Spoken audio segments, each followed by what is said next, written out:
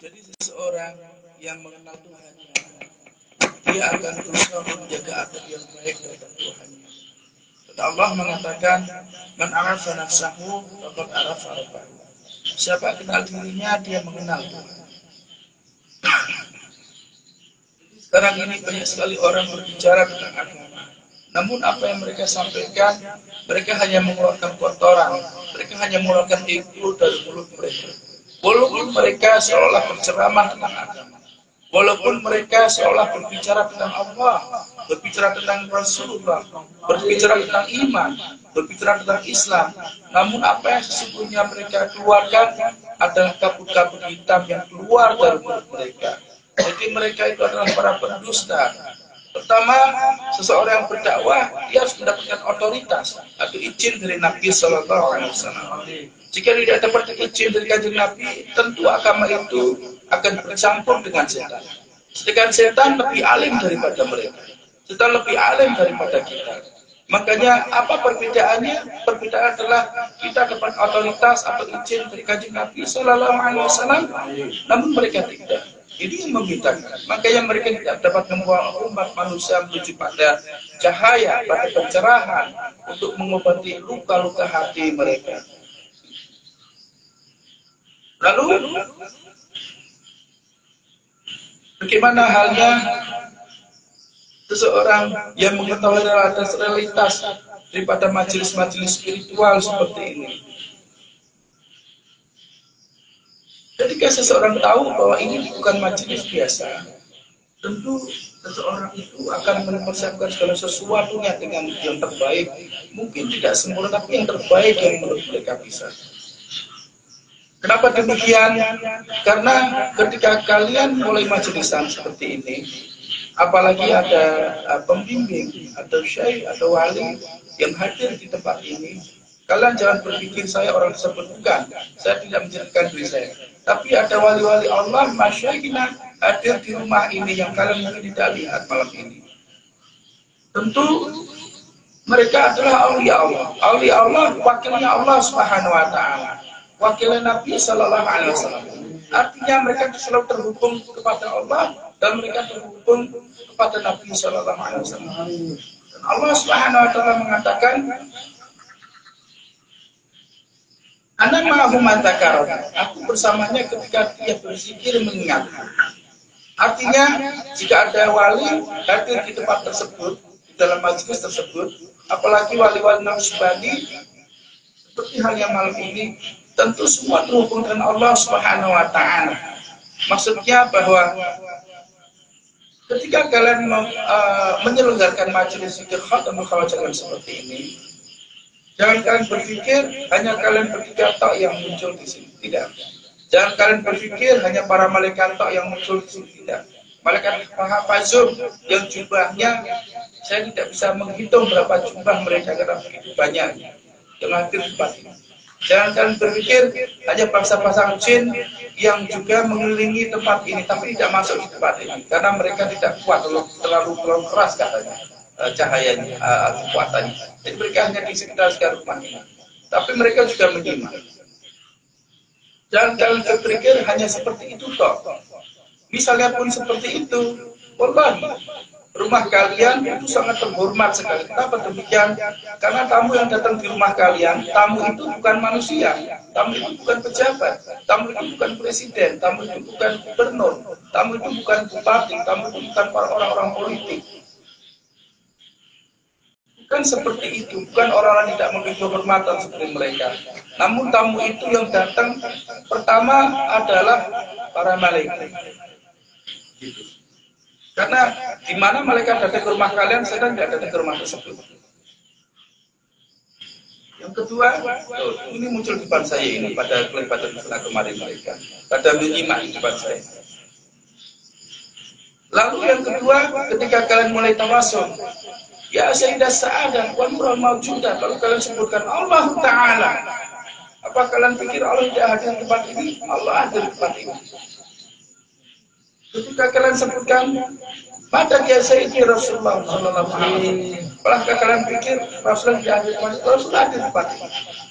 Lalu kalian sebutkan Tanya Abu Bakar As-Siddiq, apakah kalian pikir Sayyidina Abu Bakar tidak hadir? Sayyidina Abu Bakar hadir di tempat ini.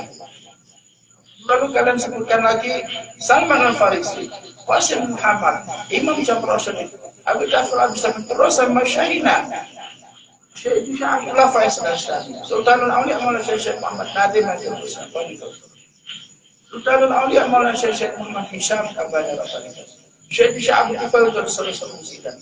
Apakah kalian pikir mereka semua di atas sini? Mereka semua hadir di sini secara rohaniah. Artinya apa?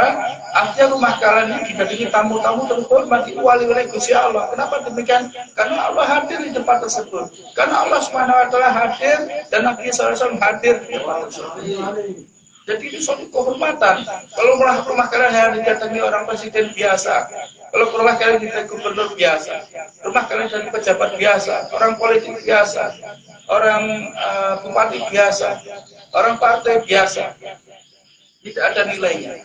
Tapi kalau rumah kalian dihadiri wali-wali Allah, dihadiri kanjeng Nabi, dihadiri Gusti Allah, itu baru rumah-rumah yang luar biasa. Karena di mana Allah hadir, setan tidak hadir. Di mana Nabi hadir, setan tidak hadir. Di mana aulia Allah hadir, setan tidak hadir tersebut. Maksudnya, a'udzubillahi minasyaitonirrajim, bismillahirrahmanirrahim. Jadi beruntung kalian jika rumah-rumah kalian lakukan atau selenggarakan zikir-zikir khatamul khawajakan seperti, karena yang datang ke rumah kalian bukan orang-orang itu toh, bukan para malaikat toh, bukan para jin toh, namun Allah Subhanahu wa taala hadir di tempat tersebut. Nabi sallallahu alaihi wasallam hadir di tempat tersebut. Lalu masyayikhina hadir di tempat tersebut. Itulah membuat rumah kalian ini menjadi terhormat di langit. Mungkin di dunia ini hanya 1, 2, 3 orang toh. Tapi wallahi rumah ini dari langit kelihatan cahayanya. Dan mereka para malaikat di langit mereka tertuju pada pada di sini juga. Kenapa demikian? Karena ada cahaya seperti kalian menyalakan lampu senter. Lalu cahaya itu dari bumi ini kalian senter sampai ke langit. Tentu penduduk langit perhatian akan tertuju ke senter tersebut. Jadi seperti itu kondisinya. Maka jagalah adab yang baik. Tata krama yang baik, suara-suara yang baik, zikir-zikir dengan nada yang baik, agar supaya Insya Allah Subhanahu wa taala senang, karena suara-suara kalian tembus sampai ke langit ketujuh. Dan itu malaikat-malaikat mereka mendengar, mereka mengetahui siapa yang pengen zikir. Mereka pikir di sini orangnya banyak, ada ribuan dan miliaran, karena saya tembus sampai ke sana. Padahal Allah Subhanahu wa taala memberitahu pada para malaikat tersebut. Ini hanya 3 orang di sini. Sallu ala Nabi Muhammad. Sallu ala Nabi Muhammad. Sallu ala Nabi Muhammad. Suatu ketika sekitar 2-3 tahun atau 4 tahun yang lalu, waktu masih di pondok di Priok, di Tanah Merah Priok. Seperti biasanya kita tidur itu sekitar jam 7 atau paling cepat jam 6 lewat. Biasanya jam 8. Biasanya sepanjang malam kita tidak tidur. Kita itu biasanya pagi setelah isya. Waktu itu habis subuh tiba-tiba saya di WA sama salah satu orang majelis. Salah satu sebenarnya itu salah satu dia menawarkan diri pelamar untuk jadi bodyguard kita, tapi belum kita terima. Memang itu orang bodyguard, orang Madura, badannya lebih super dan lulusan Nusa Kambangan. Oleh tobat, ini ngawal kita kemanapun kita pergi. Tapi saya bilang saya tidak butuh pengawal. Jadi kalau ada apa-apa di sana, biasanya dia langsung datang. Siapa orang ini?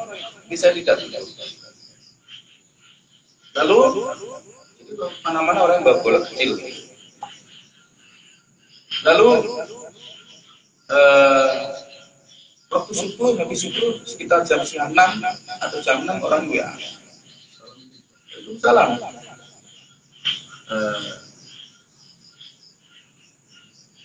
Orang itu bilang, orang Tumbang juga pelatih silat.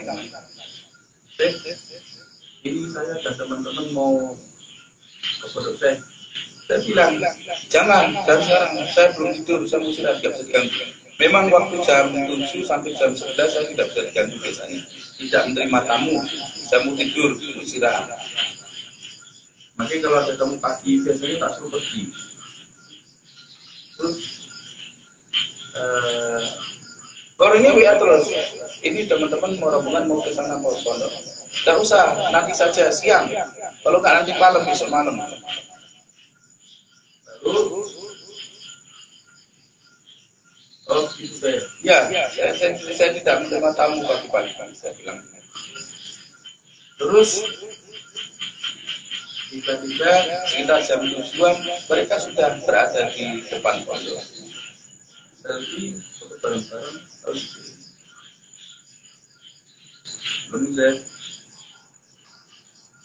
kita sudah di depan pondok. Astagfirullahaladzim. Lalu karena saya tidak berkenan menerima tamu, saya nggak basa-basi lagi. Mau tak usir sudah di depan pondok kita dan nunggu di depan. Itu sekitar jam 7 atau setengah 8 kurang. Terus ya sudah masuk. Mereka semua sekumpulan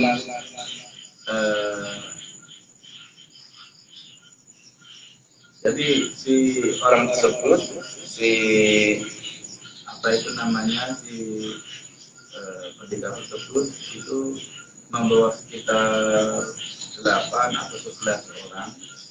Itu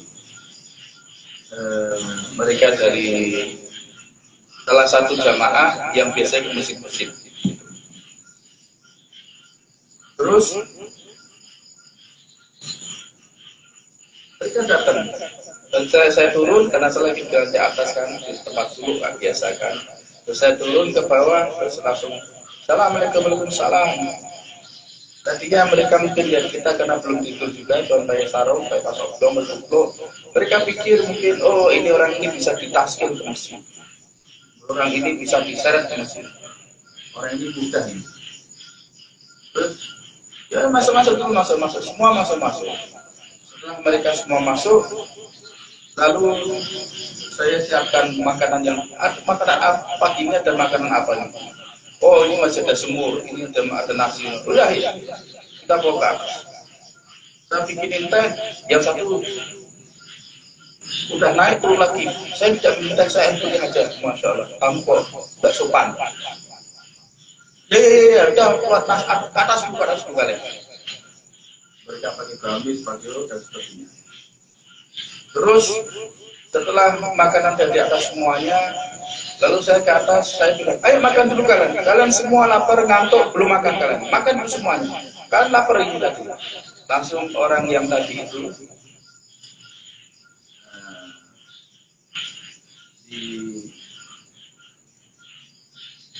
apa itu namanya, ide. Dia bilang, loh, Randy tahu kalian semua lapar. Makan dulu, ayo. Mereka masih kayak nyepelin kita. Tak, minta. Coba Ustaz. Ini Ustaz, ini orang Madinah gitu. Terus saya bilang, saya bukan saya juga bukan Ustaz. Terus yang ketua rombongan itu mungkin nganggep kita sebelah mata gitu. Gayanya itu kayak ngil tinggi. Bla bla. Kita ini ada di jalan Allah. Kita ada di jalan Allah. Tak biarkan ya udah ngomong aja semuanya ngomong. Yang satu bilang kita ini ada di jalan Allah. Ayo tak ikut kita ke masjid. Jalan Allah. Terus ya. Makan dulu kalian semua lapar. Lalu setelah itu pada makan selesai, egonya mulai tenang. Nah enak toh, kalau enak, diem toh, nggak banyak. Kalau bahasa kita jajar, nggak banyak bacot sekarang kalian, gitu. Enak toh makan, iya terima kasih. Baik sekali ya datang langsung kasih makan ini. Makan. Saya ini di jalan Allah. Allah. Terus saya lihat, tak pikir kalian ini tidak di jalan Allah. Kayaknya dia bilang itu. Terus saya, karena saya ngantuk, saya emang nggak mau terima tamu, maksa, tak breeding langsung. Kalian tahu, kalian di masjid itu kan tidak diterima sama masyarakat situ. Makanya kalian di masjid itu nggak ada orang yang mau ke masjid, malahan. Orang dari kalian, betul apa enggak? Langsung. Iya betul. Yang kepala rombongan malu-malu. Makanya kalau dakwah itu jangan maksa. Orang lagi makan bakso di rumah makan apa di warung tidak datang. Ayo kita sholat. Sekarang udah azan sholat. Betul azan itu sholat. Tapi tahu perasaan orang dulu, tahu kondisi. Lagi makan bakso kok. Nah bakso yang ditinggal, nggak dihabiskan setan yang makan bakso tersebut. Mubadir min amalis setan. Gak bisa kita beramal dengan setan dan beramal dengan musuh, nggak bisa. Habiskan dulu baru ajak ke masjid. Terus tak ceritakan, kalian begini, ngaku akhirnya mereka. Kalian di sana gak terima, ngaku akhirnya mereka. Terus yang lain seperti pada nyerah gitu kan. Nggak lagi berani ngomong, kita di jalan Allah nggak berani lagi ngomong di depan kita. Diam mereka. Terus tak ceritakan begini. Zaman dulu, setan zaman dulu dengan setan zaman sekarang, lebih pintar setan zaman sekarang. Zaman dulu, setan godanya sesuai dengan apa yang berkembang di masa itu. Setan zaman sekarang, dia lebih pintar lagi. Karena orang tahu kalau orang diceramai, syariat, setan udah tahu pasti menjauh kali orang kabur. Saya akan datang ke masjid itu, tapi tidak dengan kalian. Karena kalau saya datang ke masjid dengan kalian, dikira mereka saya juga golongan kalian. Mereka juga menghindari saya. Aku mau saya tak bilang gitu. Saya akan datang ke sana, itu nanti tidak untuk berceramah. Tapi saya datang ke sana untuk nyanyi, tak bilang. Untuk berqasidah, tak bilang. Terus, yang satu, yang kepala rombongan masih maksa. Kalau si DJ, dia bilang, loh, saya ini tahu loh hati kalian loh, bisa baca pikiran kalian loh. Kalian jangan macam-macam, berarti sama saya di sini loh. Tapi aku bilang, saya bukan syekh. Saya bukan syekh. Saya hanya muslim yang sedang belajar, muslim yang baik, itu pun gagal terus. Amalan gagal terus. Sholat gak khusyuk. Semuanya gak ikhlas. Jadi malu kalau mau bercerita tentang Allah, tentang kanjeng Nabi Sallallahu Alaihi Wasallam, tentang wali-wali Allah. Namun karena masyaihina memberikan otoritas atau ijazah izin untuk berdakwah sampai seumur hidup saya, maka saya pun melakukan hal itu. Bukan karena saya mau ini juga, bukan, no, itu salah besar. Bahkan misalnya masyaih nyuruh saya stop sekarang dakwah, pensiun dakwah, saya akan selesai dakwah, saya tidak akan lagi mati. Lalu yang lain sudah pada diem, yang kepala rombongan ini dia masih gengsinya masih tinggi. Manggilnya bukan Ustaz lagi, saya karena dia manggil Ustaz dibentak sama DJ. DJ ini orangnya itu tingginya sesaya kurang lebih, badannya keker. Kalau saya kan gemuk dan orang keker. Dulu apa lulusan dari Nusa Kambangan, kakinya agak kencang tembak polisi. Jadi dia bikin orang. Nah lalu apa ini namanya ini? Namanya itu saya lupa nanti chat siapa orang India lah, kan kayak orang India, gigi gede gitu.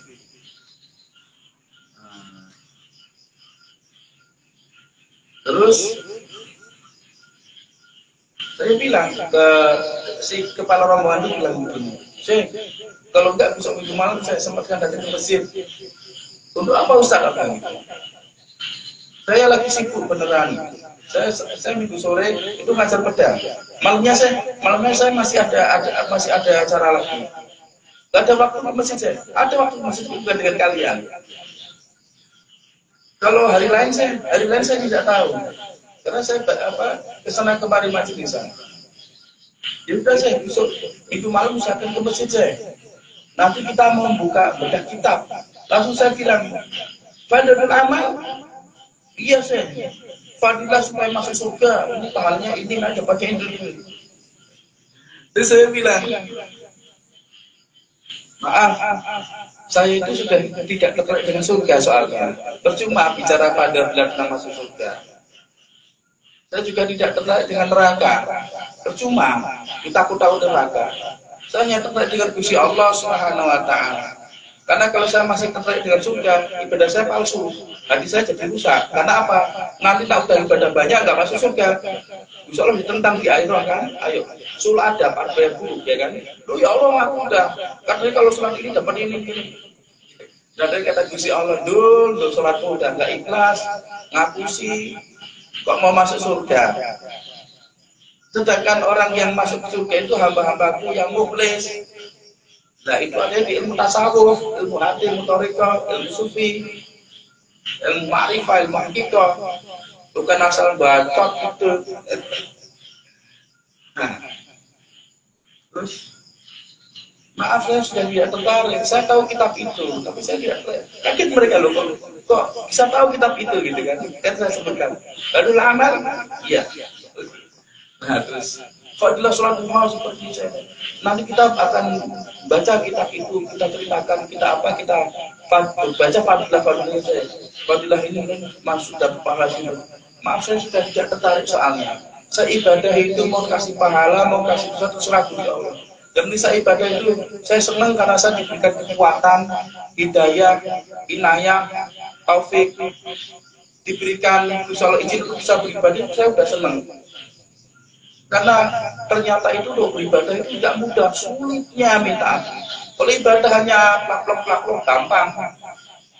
Tapi ibadah ini gimana supaya semakin kita beribadah, semakin kita kesadaran tentang Gusti Allah, ini yang sulitnya minta ampun. Nah, cuma sholat cuma kayak tempat gym, fitness, itu gampang. Boleh, amin. Jadi bukan saya tidak tertarik dengan kalian, tapi saya tidak tertarik dengan semua itu, saya tertarik dengan Gusti Allah Subhanahu wa taala. Nanti saya akan ke sana dengan marawis dan sudah, insya Allah setelah itu orang-orang akan datang ke masjid. Bukan saya menyepelekan, bukan. Tapi memang beginilah kondisi saya. Kalau saya gila pahala, saya tidak akan menjadi orang yang muflis, tidak akan menjadi orang. Saya akan hitung pahala-pahala saya. Saya memberikan orang amalan, saya akan hitung amalan supaya saya dapat fadilah. Saya beri kitab orang, walaupun orang itu adabnya nggak baik, tetap saya kasih supaya saya dapat fadilah dari amal itu. Tapi bukan itu, makanya orang tak kasih kitab, adabnya itu tak ambilan kitabnya. Mendingan nggak usah bikin amalan daripada adabnya berantakan. Tak kasih amalan ini, kok sama saya kurang ajar, mendingan tak ambil lagi ijazahnya, mendingan nggak usah buat amalan daripada kurang ajar. Bisa lo nggak seneng. Tak kasih amalan ini, kok malah kacau, tak ambil lagi malahan. Kenapa demikian? Karena Gusti Allah itu senang orang-orang punya adab. Beribadah tanpa adab itu kayak sama kayak setan. Setan yang beribadah, setan yang berilmu, tapi setan tidak punya adab, tidak punya tata krama. Makanya ketika Gusti Allah menyuruh pada adab, setan tidak mau karena merasa sudah ibadah banyak, sudah menjadi alim di waktu itu. Nah, sedangkan amalan dari Thariqat Naqsbandi ini semua ini amalan langitan, bukan amalan fadilah, tapi amalan langitan. Artinya apa? Semua amalan ini dilakukan dengan ikhlas, dengan tulus. Makanya ketika saya diperintah dakwah oleh masyayikh, Pak Syekh ini mengatakan, kamu dakwah, keliling pakai jubah, pakai tuban kepada orang-orang, buka majelis-majelis, tapi tidak boleh meminta bayar, tidak boleh meminta amplop. Saya tanya, sampai kapan? Terus sampai seumur hidup. Jadi seperti itu. Makanya terus akhirnya mereka tidak bisa membawa kita. Terus saya bilang, kalau kalian mau, kalian kan selama ini di jalan Allah. Selama ini di jalan Allah kan. Kalau kalian mau, tak temukan dengan Gusti Allah deh. Saya bilang gitu mana? Nah kalian mau, tak temukan Gusti Allah. Nanti datang ke pondokku ini, ke aula pondok, besok malam Jumat. Tak temukan Gusti Allah di situ. Nanti kalian bisa lihat, kalian ada di jalan Allah atau di jalan ibu kalian. Mereka pulang kan. Terus tadi kalau di jalan itu capek, becek, tempat bilang, oke siap Gus. Terus naik motor. Becek sampai di mana? Saya lagi di jalan Magelang. Belum sampai, belum. Besok lagi sampai mana? Becek masih di jalan Magelang. Belum sampai belum. Besok lagi di jalan maghrib, masih di jalan maghrib, nggak sampai kapan? Begitu. Nah, terus benar, akhirnya beberapa mereka datang beneran ke majelis malam Jumat. Ajak khatam mengkhawatirkan, tak ajak Rabiul Syarif, tak temukan Gusti Allah di majelis tersebut. Apa yang terjadi? Dari awal mulai majelis, ya Sayyidah Sadat wa Nurul Maujud, sampai selesai, orang yang malah begini.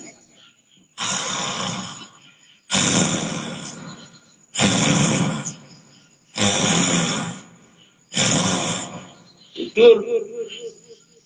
Wallahi, orang-orang majelis lihat, videonya ada mungkin. Pas selesai, yang satu kabur, yang satu tidur, kalau nggak salah. Terus setelah selesai salawatan, qasidahan seperti biasa. Da'uni, unajil habib, dengan maraus yang begitu meriah. Orang yang kebangun, terus orang yang malah keluar. Setelah selesai semua, waktunya makan, muncul lagi orangnya terus makan. Terus tak bilang begini, kalian itu kan katanya ada di jalan Allah. Kan saya sudah bilang kemarin, kalian ini capek jalan terus. Sekarang tak temukan Gusti Allah. Nah ini malam Jumat kalian datang tak temukan Gusti Allah. Tapi kalian kurang ajar, nggak punya adab. Loh kok bisa? Kok bisa? Iya. Gusti Allah itu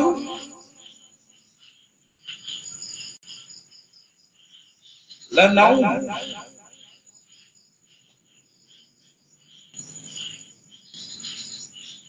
Gusti Allah itu tidak tidur. Kalian di sini tak temukan Gusti Allah, dalilnya banyak sekali. Salah satunya apa? Gusti Allah mengatakan, ana ma'hu man dzakarani. Aku bersamanya ketika dia berzikir mengaku. Gusti Allah tak undang ke sini, kita semua ke sana hadir di Gusti Allah. Apa yang kalian lakukan?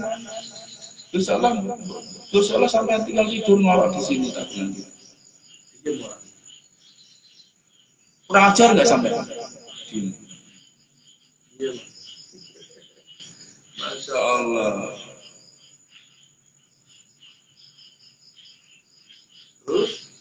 Makanya, nak orang ahli zikir, insya Allah di alam kubur dia akan hidup dari Gusti Allah. Jasadnya akan hidup, karena Gusti Allah itu al-hayy yang hidup. Makanya wali-wali Allah sedikit sebenarnya. Kebanyakan mereka bertirakat atau bermujahadah. Mulai. Lalu akhirnya waktu makan, makan blam. Akhirnya seperti biasa, saya ini orang inilah Sumatera lah. Ini saya keturunan ini oleh sekarang mau. Padahal kalau habis majelis sana dimakan, saya nggak mau diajak ngobrol.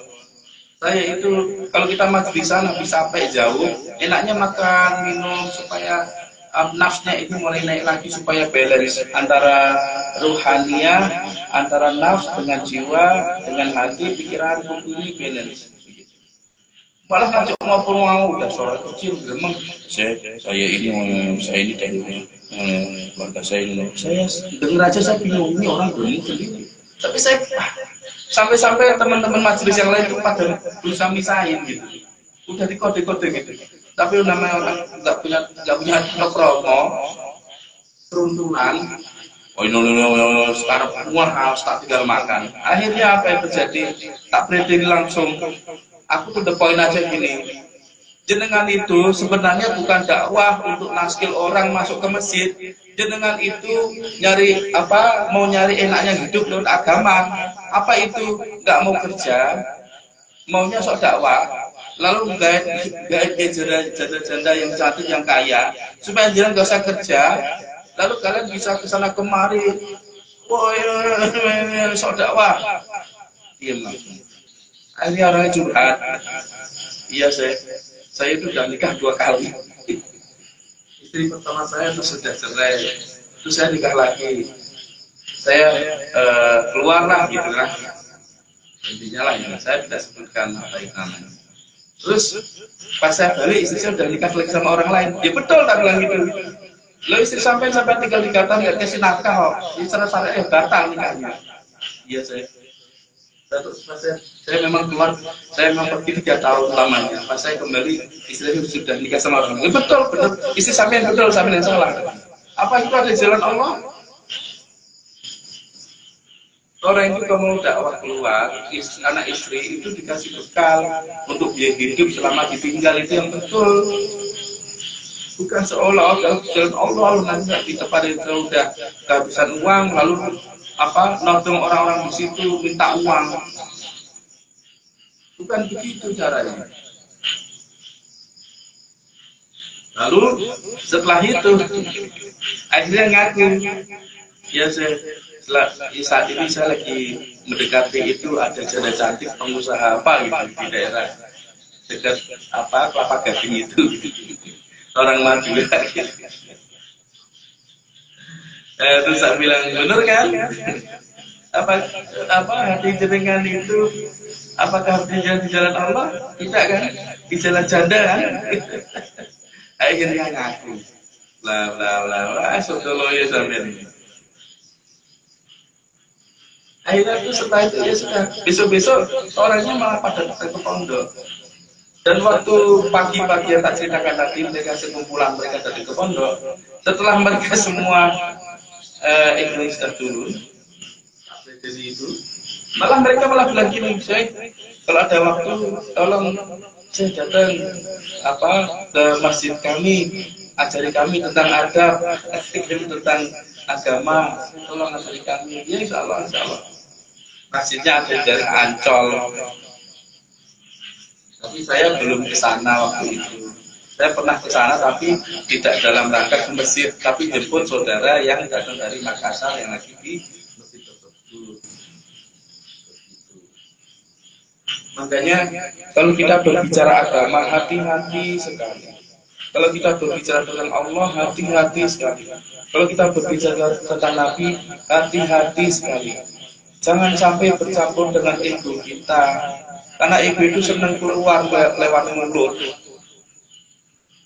Nah itu memang bukan dari Gusti Allah, bukan dari Kanjeng Nabi. Diam itu lebih aman, diam itu emas.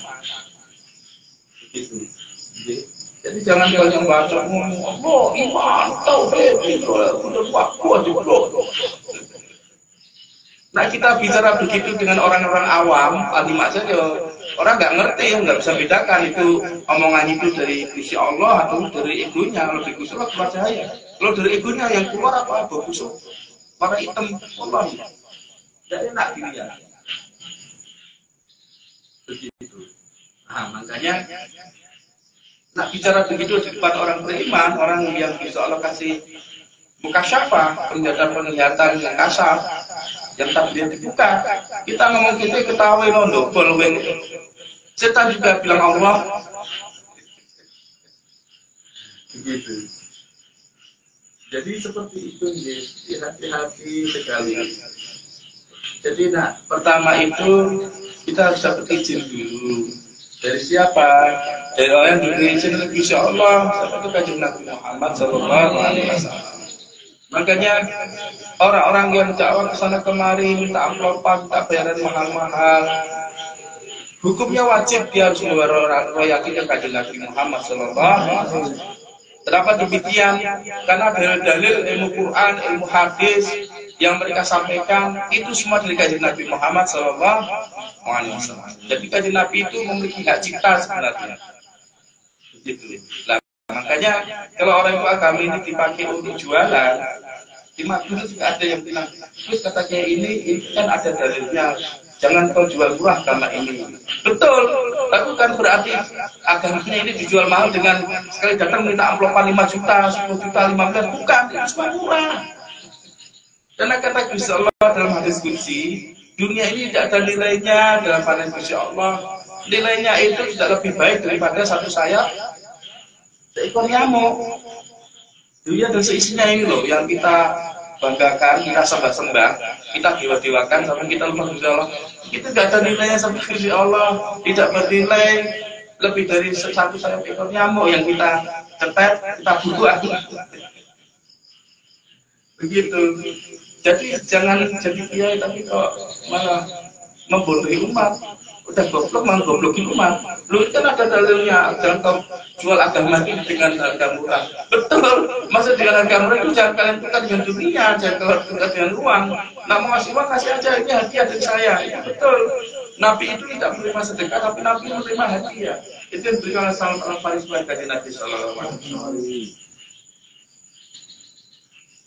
Jadi kurang lebih seperti itu. Jadi bukan mengatakan ini saya datang ke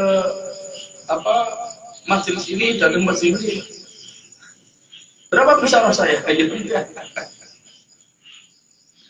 Jadi seperti itu kurang lebih. Nah, kalau mau kasih bilang hadiah itu lebih baik. Jadi menghormati orang tersebut dan kalian juga terhormat. Kalau datang aku mau dakwah atau nggak bayar ini, itu orang nggak punya kehormatan terhadap lain. Dan dia juga tidak menghormati orang yang mengundang. Makanya orang yang minta bayaran atau amplopan dalam dakwah, dalam ceramah, hukum wajib hukumnya dia harus membayar royalti kepada Kanjeng Nabi Muhammad SAW. Bagaimana caranya? Ya sekarang kan misalnya Ustadz BC sekali ceramah di masjid misalnya minta bayaran 5 juta misalnya. Ustadz Maki misalnya sekali ceramah di masjid Sampangan minta bayaran 7 juta misalnya. Kalian dapat 5 juta, kalian dapat 10 juta. Habis ceramah jangan pulang rumah, langsung ke Madinah. Terbang, terserah terbang ke udara, pakai apa sebisa kalian, kalau nggak pakai lagi Batman atau apa. Terbang ke Madinah, datang ke makamnya Kanjeng Nabi Sallallahu Alaihi Wasallam. Datang bilang ke Rasulullah, ya Rasul, ini royalti buat jenengan 10% misalnya. Saya dapat 5 juta, 10% jadi berapa ya? Berapa? 5 juta 10% jadi salah hitung uangnya habis tuh. Ayo, malah tekor loh. 5 juta 10% jadi 50 juta. 300.000 udah mabuh no. Misalnya Mas Maki 7 juta, royalti 10% dari Kanjeng Nabi. Jadi bilang, ya Rasul, alhamdulillah saya sudah dapat bayaran 5 juta. Ini royalti buat jenengan ya Rasulullah. Jenengan tak kasih royalti 500.000 karena saya dapat 5 juta. Uangnya kalian taruh di makam Kanjeng Nabi. Kalian disikat sama laskar senang nggak? Sikat kenapa? Syirik.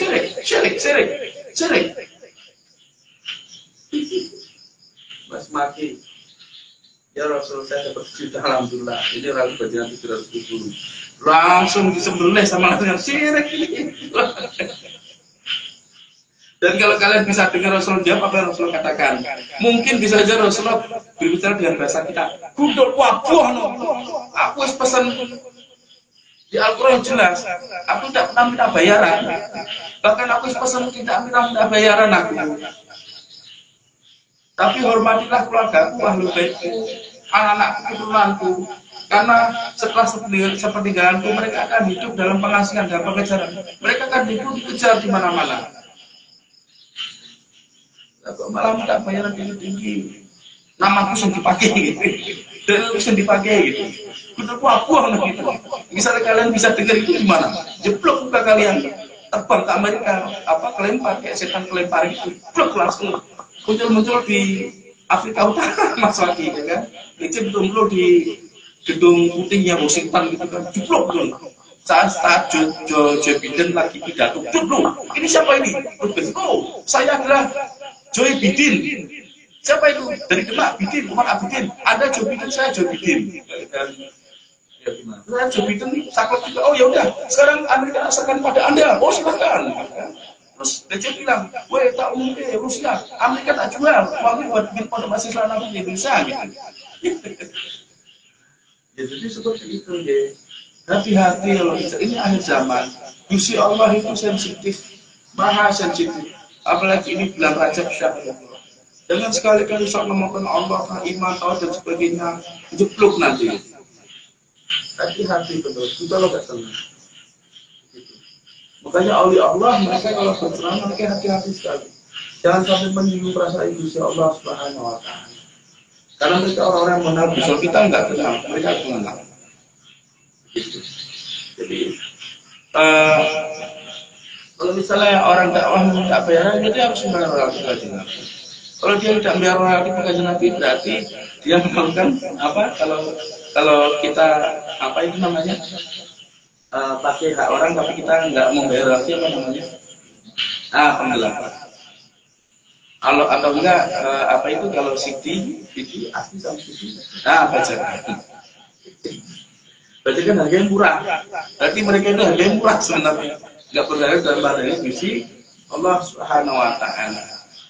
Jadi seperti itu. Dan kalau misalnya mereka bilang, Rasulullah kan nggak minta royalti, betul nggak minta royalti, makanya tanpa kalian masang tarif. Begitu. Kenapa kalian jual agama? Makanya, nak kalian tidak mengakui bahwa semuanya Rasulullah, berarti kalian itu dari setan. Dan setan juga berbicara tentang Allah Subhanahu Wa Taala. Ayo, jadi hati-hati ya. Semoga Gusti Allah Subhanahu Wa Taala mengampuni kita semua demi kehormatan Nabi Sallallahu Alaihi Wasallam, demi kehormatan masyayikhna dari hadap Nabi Sallallahu Alaihi Wasallam, demi kehormatan Ibrahim Rajab Syahrullah, demi kehormatan Habib Sayyidina Muhammad Sallallahu Alaihi Wasallam. Al-Fatihah. A'udzubillahi minasyaitonir rajim. Bismillahirrahmanirrahim. Alhamdulillahirabbil alamin arrahmanir rahim maliki yaumiddin. Iyyaka na'budu wa iyyaka nasta'in ihdinas siratal mustaqim siratal ladzina an'amta 'alaihim ghairil maghdubi 'alaihim waladdallin. Sallu ala Nabi Muhammad. Sallu ala Nabi Muhammad. Sallu ala Nabi Muhammad.